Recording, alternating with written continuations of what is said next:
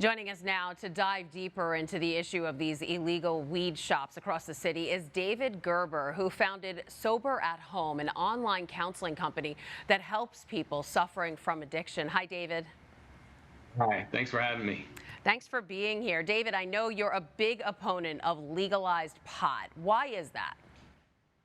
Well, the reality is that the marijuana that's being consumed today is not your parents' and grandparents' marijuana. The marijuana that's consumed today, the THC levels, that's the substance that gets you the euphoric effect, is over 90%. Back in the 60s and 70s, that THC level was 1 to 5%. So it's like the difference between taking a sip of wine at a party and chugging tequila. It's not the same old natural plant that people are talking about. Wow. Some of the arguments for legalizing the drug were that it would create jobs and it would create sales tax revenue to be reinvested in minority communities. But now some 1,500 illegal shops have opened up. What has that meant for the problem of addiction? Well, one of the things that we could have predicted was that legalization of marijuana was never going to eliminate the illicit sales or the black market. Currently, you reference 1,500, but some estimates are that there are as many as 5,000 illegal shops. That means that roughly 90% of the marijuana being purchased today in New York City is purchased illegally. In California, the illicit marijuana sales remain at about 80%.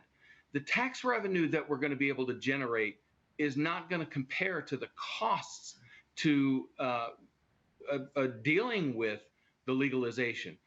For every dollar that we generate in tax revenue, we will be spending $4.50 trying to counteract the impact of legalization.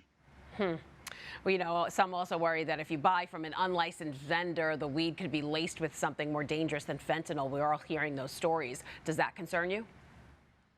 Yes, absolutely. And if there's one great case for legalization, if you want to go in that direction, it's that the vast supply of illicit drugs from marijuana to heroin are tainted with deadly drugs like fentanyl. But that doesn't make marijuana safe. And the fact of the matter is that you are 2 to 3 times more likely to be involved in a car crash when under the influence of marijuana. And because marijuana stays in your system much longer, your cognitive impairment and ability to drive is impacted long after you've smoked.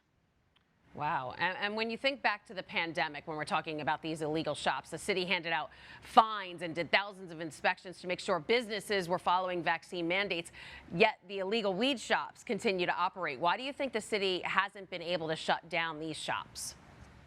Well, there's a number of reasons why. First, there's so many. When I say up to 5,000 shops, 3 to 4 legal dispensaries in New York City to 5,000 smoke shops that are selling marijuana illegally. Many of these companies, many of these bodegas and grocery stores that are selling these illegally, they're cash businesses. They're owned by people out of country, and it's very difficult to police, to inspect, to regulate. And the Office of Cannabis Management only has 150 employees. So the ability to think that we're going to be able to put a hold on this, to put a stop to this, it's not going to be anytime soon. It's an issue we'll continue to cover. David Gerber, founder of the online addiction counseling company Sober at Home. Thanks so much for being with us today. Thank you for having me.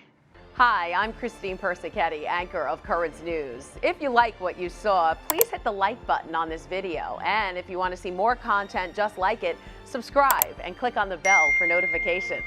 Thanks for watching, because we are putting your faith in the news.